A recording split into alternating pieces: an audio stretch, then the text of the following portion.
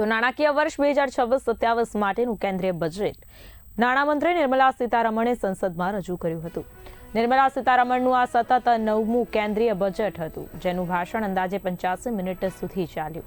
કેન્દ્ર સરકાર દ્વારા રજૂ કરાયેલા આ બજેટને રાજકીય વર્તુળોમાં ચૂંટણીલક્ષી નહીં પરંતુ નીતિ પ્રેરિત બજેટ તરીકે જોવામાં આવી રહ્યું છે।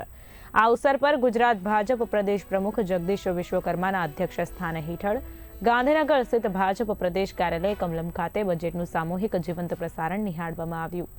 કાર્યક્રમમાં ભાજપ પ્રદેશ સંગઠનના મહામંત્રીઓ સાથે રાજ્ય સરકારના ઉર્જા, પંચાયત અને પેટ્રોકેમિકલ્સ મંત્રી ઋષિકેશ પટેલ, મંત્રી દર્શના વાઘેલા તેમજ વન અને પર્યાવરણ મંત્રી પ્રવીણ માળી ઉપસ્થિત રહ્યા હતા। ઉપરાંત રાજ્યના નામાંકિત અર્થશાસ્ત્રીઓ, શિક્ષણવિદો, ઉદ્યોગકારો, વૈજ્ઞાનિકો, ચાર્ટર્ડ એકાઉન્ટન્ટ, તબીબો તેમજ સમાજના અગ્રણી શ્રેષ્ઠીઓએ પણ બજેટનું જીવંત પ્રસારણ નિહાળ્યું હતું।